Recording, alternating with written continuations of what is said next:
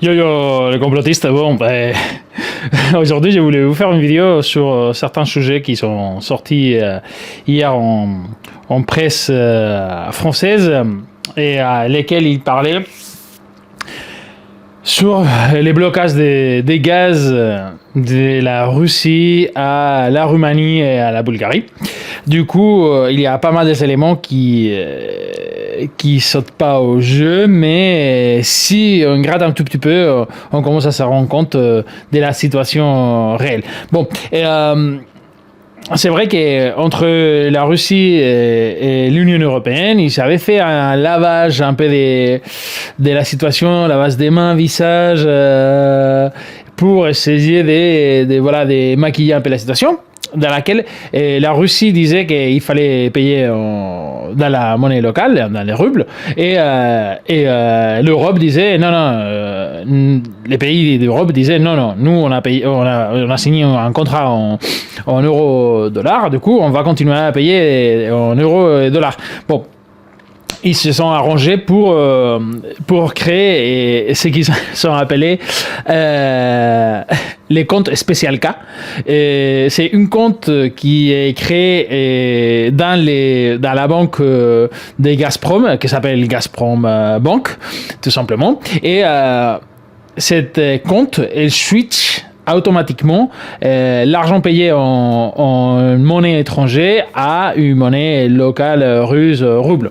Du coup, quand on entend des informations qui disent non, nous on a payé en dollars, euros, c'est vrai. Et quand Poutine dit nous on reçoit que des roubles, c'est vrai. Bon. Logiquement, il y a de la manipulation des deux côtés. Il n'y a pas un côté qui sont gentils, les autres sont méchants. Bah non, tous les États sont méchants. Du coup, à partir de là, il faut savoir que des deux côtés, ils sont en train de nous mentir. Mais bon, la situation est celle-là. Du coup, hier, il est apparu l'information comme quoi la Bulgarie et la Pologne, ils n'avaient plus du tout des gaz russes. Pologne, ça signifie que 50% de son gaz qui arrive, ça vient de la Russie. Et la Bulgarie, 80%. Du coup, bon, il y a un sacré écart. Et pourquoi ça arrivait ça ? Tout simple, il faut aller un tout petit peu plus loin et il faut regarder pas seulement que BFM TV et on arrive à voir que les problèmes qu'il y a eu, c'est que autant la Roumanie, la Pologne et la Bulgarie voulaient continuer à payer en euros et dollars sans ouvrir un compte dans la banque Gazprom Bank. Du coup, ils voulaient continuer à payer dans des comptes qui sont bloqués. D'accord ? Il faut savoir que la banque centrale russe, ces comptes, ils sont bloqués. D'accord, et dans les comptes qui sont en Angleterre, par exemple, et l'or qui sont en Angleterre, c'est de l'argent qui a été bloqué, et aux États-Unis aussi. Du coup, ils sont pas capacité d'accéder à ce compte. On peut continuer à déposer de l'argent, mais la Russie ne peut pas accéder. Du coup, c'est la situation qu'il y a actuellement. Les deux pays, autant la Pologne et la Bulgarie, voulaient continuer à payer à ce compte-là, sont passés par les comptes où la Russie peut accéder. Du coup, c'est comme si nous, on travaille et notre patron, ou n'importe, décide de nous payer dans un compte, mais un compte à lequel on ne peut pas accéder, au fond. Il y a bien un moment qu'on va dire, non, moi je ne travaille pas dans cette condition-là parce que j'ai besoin de vivre. Et si je ne peux pas vivre, à quoi ça me sert cet argent qui est bloqué, à lequel je n'ai pas accès? Du coup, on arrête. Du coup, c'est exactement ce qui est arrivé. Mais c'est curieux que ça arrive seulement qu'il y a ces deux pays. Il y a 10 pays en Europe qui sont ouverts cette compte spécial cas. Cette compte spécial cas, ça me fait rire les noms.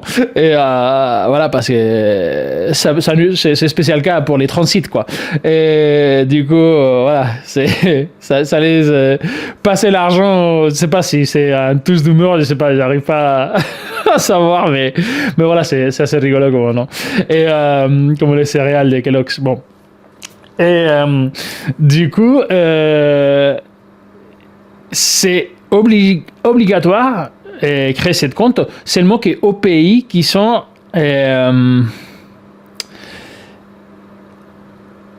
opposés à la Russie. On va dire comme ça. C'est-à-dire que la Chine, l'Inde, ils n'ont aucun besoin d'ouvrir ce type de compte. Ils continuent à payer sûrement en dollars et dans des comptes sans problème.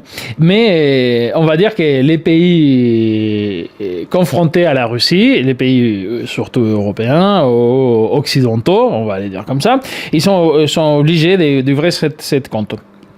Du coup, voilà. L'Autriche continue à avoir du gaz, l'Allemagne continue à avoir du gaz. Voilà, il y a 10 pays européens qui continuent à avoir du gaz russe parce que la dépendance est assez importante. Et voilà, ils n'ont pas de problème des gaz qui arrivent. Du coup, il faut bien croire qu'ils sont en train de payer. Ils sont en train de payer dans les nouvelles comptes des Gazprom Bank. Et voilà, et c'est assez assuré. Les gaz qui arrivent en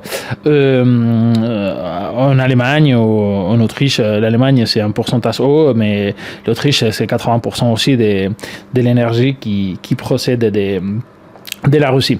Bon, du coup, qu'est-ce qu'ils ont proposé? Et les États-Unis, ils ont dit, bon, bah, nous, qu'est-ce qu'on va faire? On va vous envoyer du gaz, mais encore une fois, 40% plus cher. Et parce que, bon, il faut liquéfier, transport en bateau, etc., etc., etc.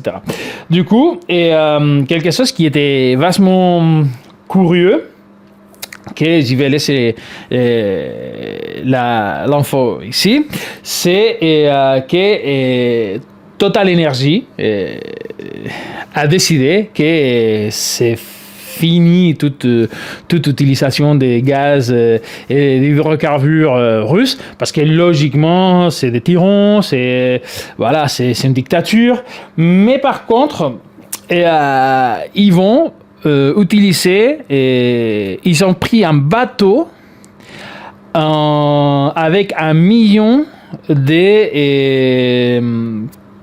tonneaux à Abu Dhabi qui va être envoyé en Angleterre. 1 million.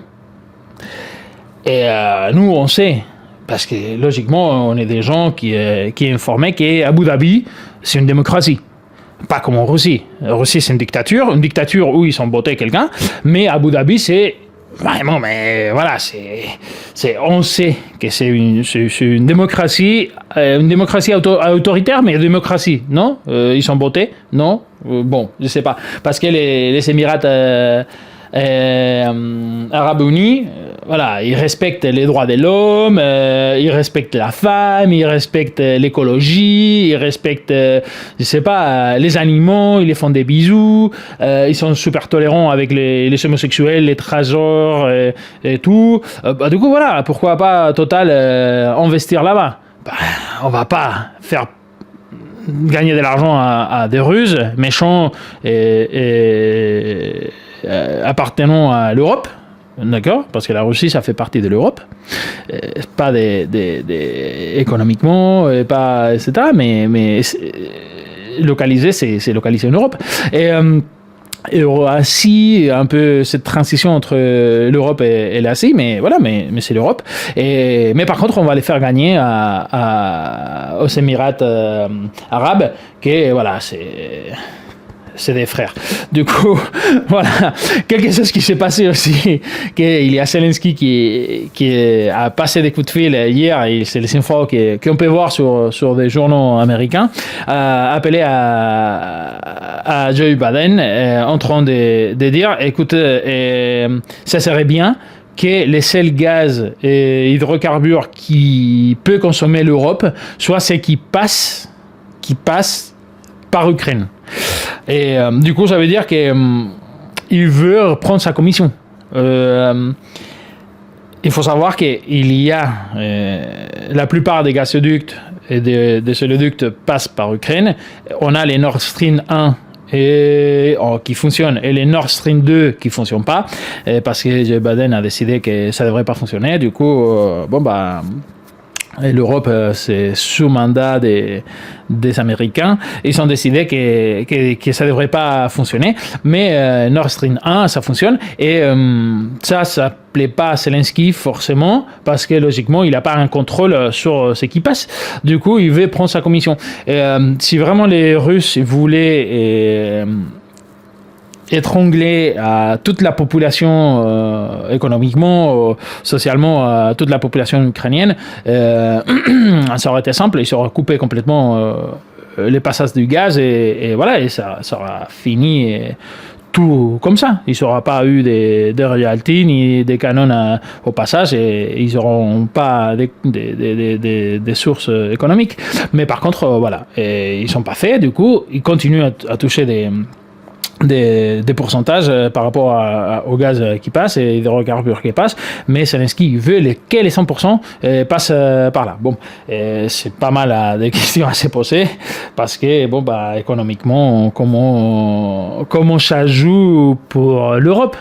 Bon, et pour finir, et pas moins important, c'est Renault. Renault avec l'ADA en Russie.